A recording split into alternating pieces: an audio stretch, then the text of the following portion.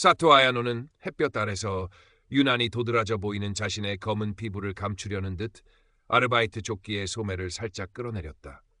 일본의 한 지방 소도시에서 혼혈인으로 살아간다는 것은 늘 이런 식이었다. 숨 쉬는 것처럼 자연스럽게 따라오는 시선들, 속삭임들, 그리고 때로는 노골적인 차별. 29의 아야노는 그런 것들에 익숙해진 지 오래였다.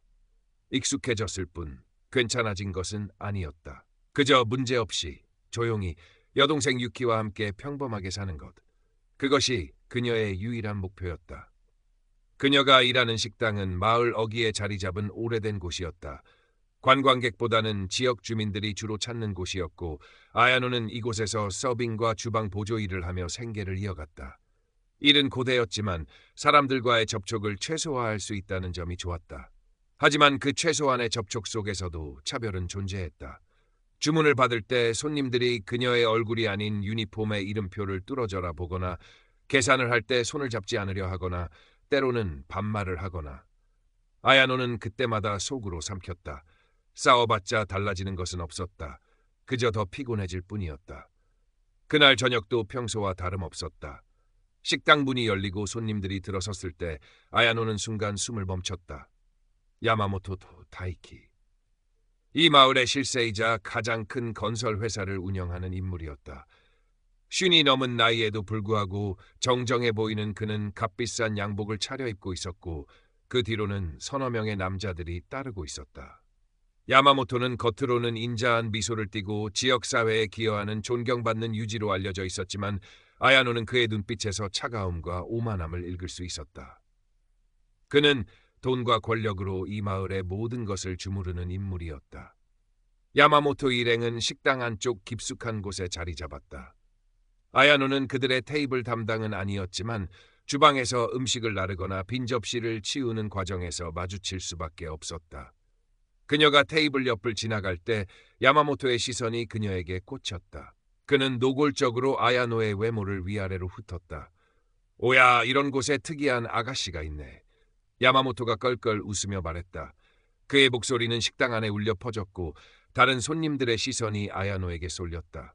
아야노는 얼굴이 화끈거렸지만 애써 무시했다. 어디서 왔나? 이런 피부색은 흔치 않은데.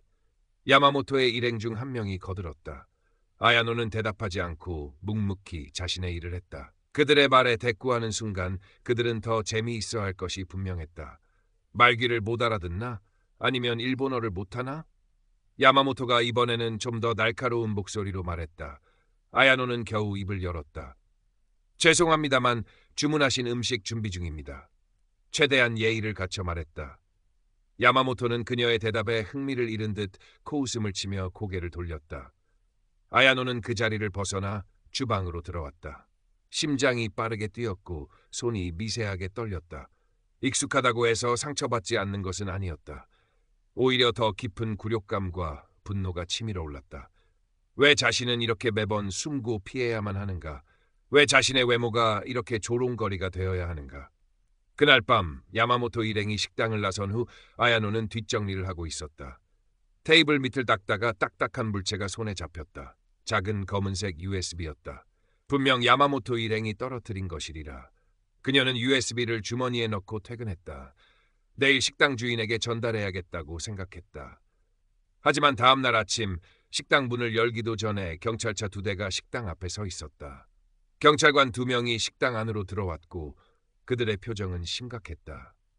뒤이어 야마모토 다이키와 그의 부하 가토 히로시도 도착했다. 가토는 야마모토의 그림자처럼 그를 따르는 사내였고 눈빛이 차가웠다. 사토 아야노 씨 맞습니까? 경찰관 중 한 명이 아야노에게 물었다. 아야노는 불안한 예감에 사로잡혔다. 네, 맞습니다만 무슨 일입니까? 어제 저녁 야마모토 회장님의 중요한 물건이 이 식당에서 사라졌다고 합니다. 혹시 보신 것이 있습니까? 경찰관이 물었다. 아야노는 주머니에 든 USB를 떠올렸다. 아, 혹시 검은색 USB 말씀이십니까? 어제 제가 주워서. 말이 채 끝나기도 전에 야마모토가 큰 소리로 외쳤다. 저 여자입니다. 저 여자가 훔쳤습니다. 어제 저 여자가 제 근처를 계속 서성거렸다고요. 아야노는 당황했다. 아닙니다. 저는 훔치지 않았습니다. 주워서 돌려드리려고 했습니다. 거짓말 마. 네가 그런 걸 주워서 돌려줄 리가 없지. 야마모토가 아야노의 외모를 보며 경멸하는 듯 말했다. 내 놈 같은 게 감히 내 물건에 손을 대? 아야노는 모욕감에 숨이 막혔다. 저는 도둑이 아닙니다. 도둑이 아니라고?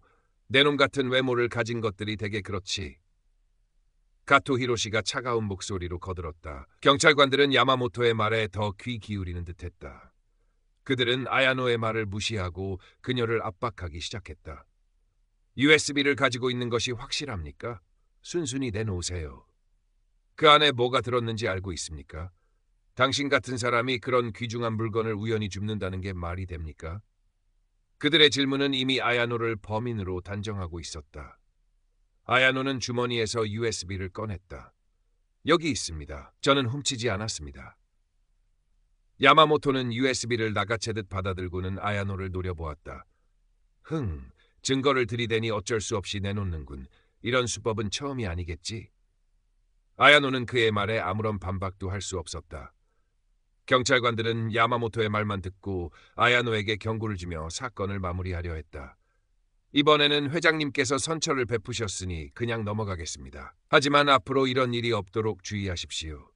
경찰관이 아야노에게 말했다.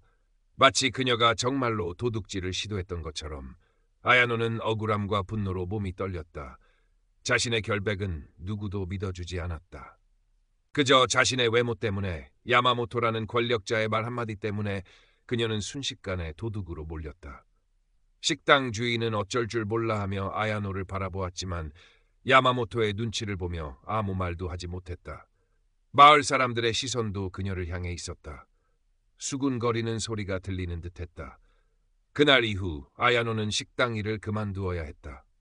야마모토의 소문과 마을 사람들의 수군거림 때문에 더 이상 그곳에서 일하기 어려웠다.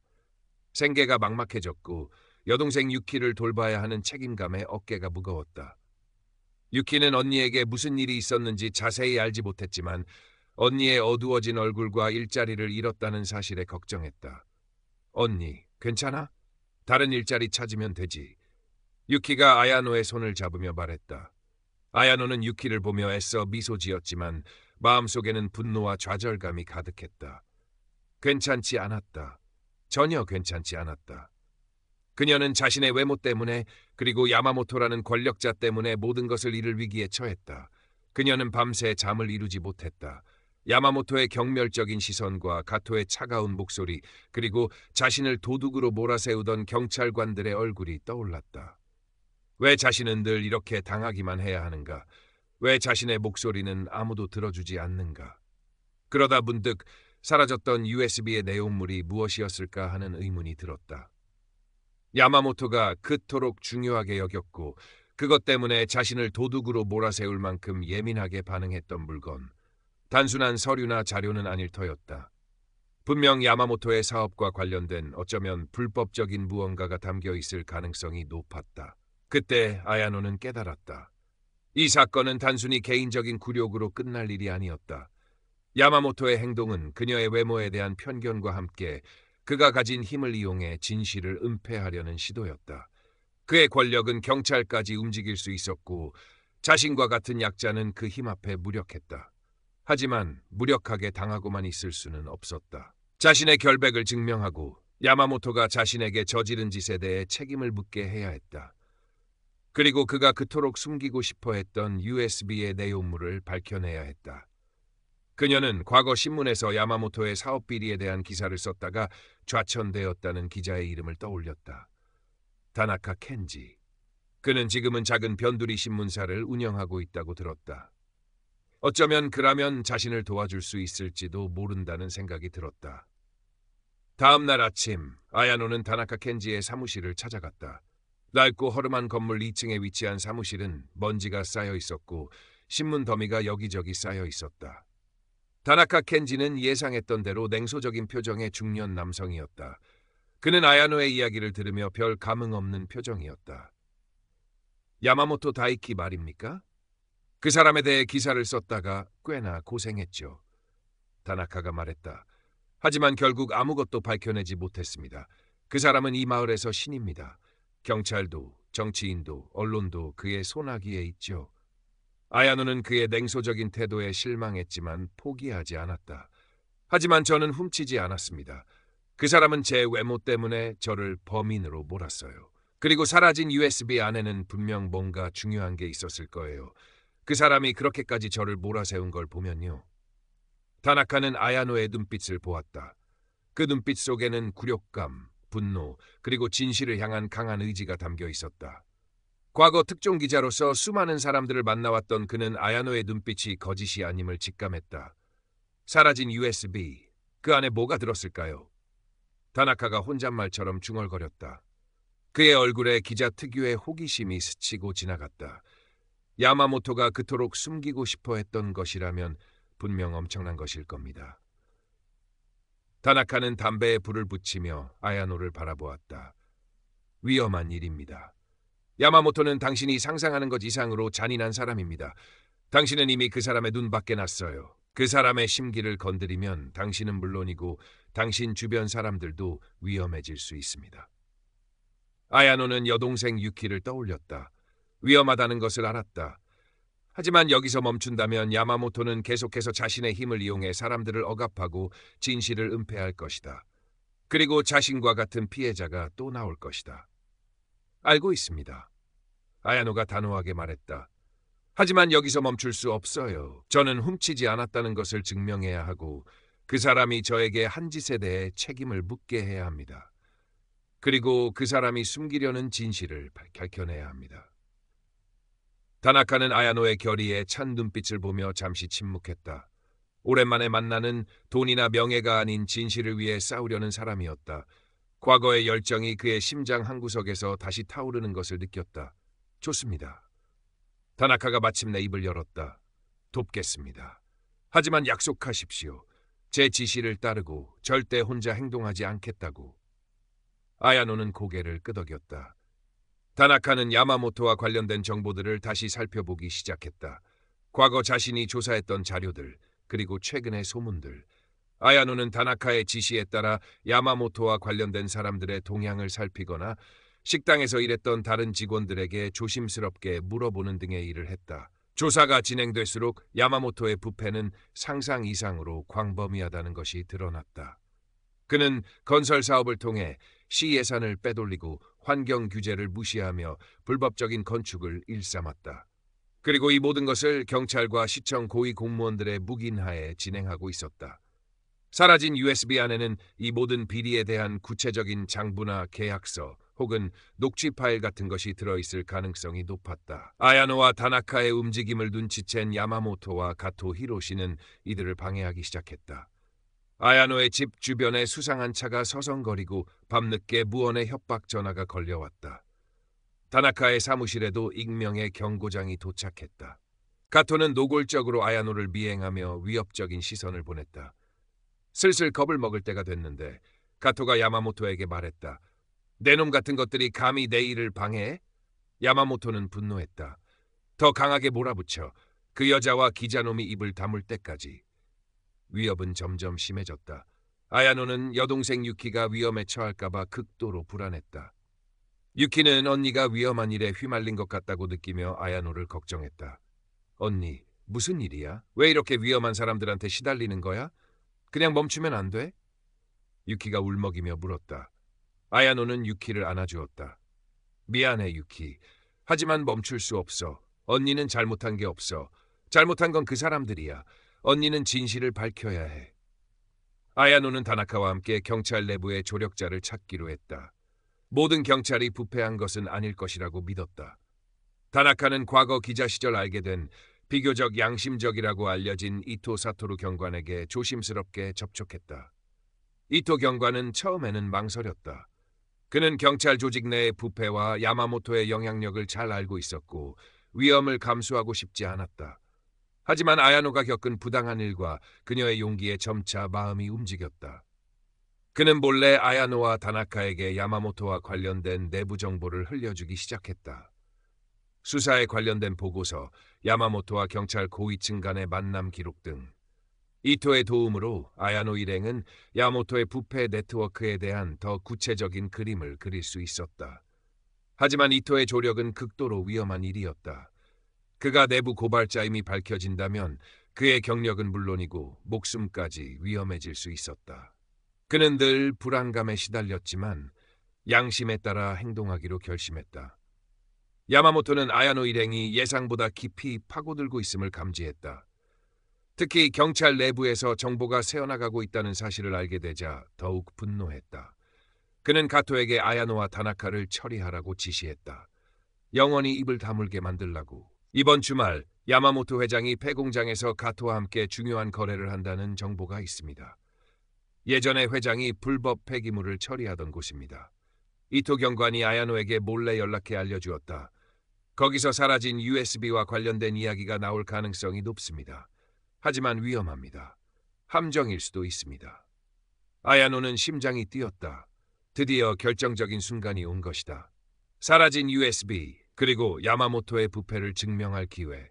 위험하다는 것을 알았지만 여기서 물러설 수는 없었다. 가겠습니다. 아야노가 다나카에게 말했다. 경찰에 연락해야 합니다. 다나카가 말했다. 혼자서는 무리입니다.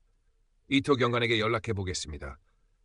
아야노는 이토에게 연락하여 상황을 설명하고 도움을 요청했다.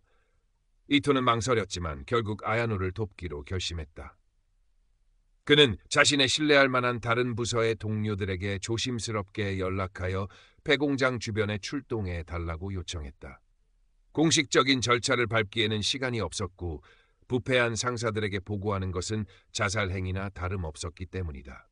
약속된 밤 아야노와 다나카는 이토 경관이 알려준 폐공장으로 향했다. 마을 외곽에 위치한 폐공장은 어둠 속에 거대한 그림자처럼 서 있었다. 깨진 창문과 낡은 벽에는 낙서가 가득했다. 바람 소리가 휑하니 불어와 음산한 분위기를 더했다. 그들은 차를 몇 블록 떨어진 곳에 세우고 걸어서 접근했다. 발소리가 깨진 아스팔트 위에서 유난히 크게 들렸다. 공장 안으로 들어서자 어둠이 이들을 집어삼켰다. 퀴퀴한 냄새와 함께 습한 공기가 느껴졌다. 아야노는 손전등을 켜고 주위를 살폈다. 아무 소리도 들리지 않았다. 너무 조용해서 오히려 불안했다. 아무도 없는 것 같은데요? 다나카가 속삭였다. 이상하네요. 아야노가 중얼거렸다. 그때 어둠 속에서 인기척이 느껴졌다. 아야노와 다나카는 긴장하며 손전등을 비췄다. 야마모토 다이키, 가토 히로시, 그리고 서너 명의 건장한 남자들이 그곳에 서 있었다. 야마모토는 섬뜩한 미소를 짓고 있었다. 올 줄 알았습니다. 사토 아야노 양. 그리고 기자 양반도. 야마모토가 말했다. 이렇게 어리석을 줄이야. 여기까지 찾아오다니. 야마모토 씨, 당신의 부패를 알고 있습니다. 사라진 USB 안에 모든 증거가 있다는 것도요. 아야노가 용기를 내어 말했다. 야마모토는 껄껄 웃었다. 증거? 그게 여기 있을 것 같나? 어리석긴. 그 USB는 이미 안전한 곳에 있지. 너희들이 뭘 할 수 있다고 생각하는 거야? 우리는 당신의 비리를 세상에 알릴 겁니다. 다나카가 외쳤다. 알려? 누가 믿어줄 것 같나? 너희 같은 하찮은 존재들의 말을? 특히 너 사토 아야노. 내 놈의 외모만 봐도 사람들은 내 말을 믿지 않을 거다. 야마모토가 아야노를 경멸적인 시선으로 바라보며 말했다. 아야노는 야마모토의 말에 치밀어 오르는 분노를 느꼈다. 자신의 외모가 또다시 조롱거리가 되었다. 하지만 이번에는 물러서지 않았다. 당신은 틀렸습니다. 진실은 외모로 가려지는 게 아니에요. 아야노가 외쳤다. 진실? 그딴 게 무슨 소용이지? 중요한 건 힘이야. 그리고 난 힘을 가지고 있지. 너희는 그저 벌레에 불과해. 밟아 죽이면 그만이야. 야마모토가 차갑게 말했다. 가토, 처리해. 가토 히로시와 그의 부하들이 아야노와 다나카에게 달려들었다. 아야노는 재빨리 몸을 피했다. 그녀는 어릴 때부터 차별을 피하기 위해 몸을 움직이는 것에 익숙했다. 가토 일당은 아야노와 다나카를 제압하려 했고 폐공장 안에서는 격렬한 몸싸움이 벌어졌다. 다나카는 필사적으로 증거가 담긴 작은 녹음기 혹은 USB에 백업 파일이 담긴 기기를 지키려 했다. 아야노는 자신의 몸을 날려 가토 일당의 공격을 막아내거나 그들의 시야를 분산시켰다. 그녀는 작고 다부진 체격을 이용해 날렵하게 움직였다. 어릴 때부터 놀림을 피하고 도망치기 위해 길러진 순발력이었다. 증거는 이미 밖에 있는 사람에게 전달됐어. 다나카가 소리쳤다. 그는 거짓말을 하고 있었다. 증거는 아직 그에게 있었다. 야마모토는 다나카의 말에 당황한 듯했지만 이내 냉정을 되찾았다. 헛소리 마. 증거는 여기서 없애버리면 그만이야. 가토는 아야노를 붙잡으려 했고 아야노는 필사적으로 저항했다. 그녀는 야마모토의 말이 틀렸다는 것을 증명해야 했다. 자신의 외모가 아닌 자신의 행동으로 진실을 밝혀내야 했다. 그때 폐공장 밖에서 요란한 사이렌 소리가 울려 퍼졌다. 파란색과 빨간색 경광등 불빛이 폐공장 창문을 통해 비쳐 들어왔다. 야마모토와 가토 일당은 움직임을 멈췄다. 손들어, 움직이면 쏜다. 경찰의 목소리가 들렸다. 이토 사토루 경관이 약속대로 다른 부서의 경찰관들을 데리고 온 것이었다. 그들은 폐공장 안으로 진입하여 야마모토와 가토 일당을 포위했다. 야마모토는 믿을 수 없다는 표정으로 이토 경관을 바라보았다. 이토, 내 놈이 감히! 이토 경관은 야마모토의 시선을 피하지 않았다. 야마모토 회장님, 당신은 체포되었습니다. 가토와 그의 부하들은 저항하려 했지만 경찰 병력에 의해 제압당했다.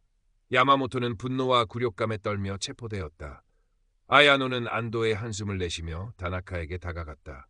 다나카는 손에 녹음기 또는 백업기기를 꼭 쥐고 있었다. 성공했어요. 그래, 성공했어. 아야노는 다나카의 손에 들린 증거를 보며 말했다. 야마모토 다이키와 가토 히로시 일당의 체포는 이 소도시에 큰 충격을 안겨주었다. 아야노와 다나카가 확보한 증거, 그리고 다나카의 언론 보도로 인해 야마모토의 광범위한 부패와 그에게 연루된 경찰관, 시청 공무원들의 비리가 만천하에 드러났다. 마을 사람들은 충격과 배신감에 빠졌고 시위가 벌어지기도 했다. 아야노는 자신의 결백을 증명하고 야마모토에게 책임을 묻게 하는 데 성공했다. 그녀는 마을 사람들에게 영웅처럼 여겨지기도 했지만 그녀는 스스로를 영웅이라고 생각하지 않았다. 그저 자신이 해야 할 일을 했을 뿐이었다. 하지만 모든 것이 해결된 것은 아니었다. 야마모토 일당은 몰락했지만 마을 깊숙이 뿌리내린 부패의 잔재와 사람들의 마음속에 남아있는 편견은 하루아침에 사라지지 않았다. 아야노를 바라보는 일부 사람들의 시선은 여전히 불편했고 수군거림은 완전히 멈추지 않았다. 이토 사토루 경관은 내부 고발자로서 어려움을 겪기도 했지만 그의 용기 있는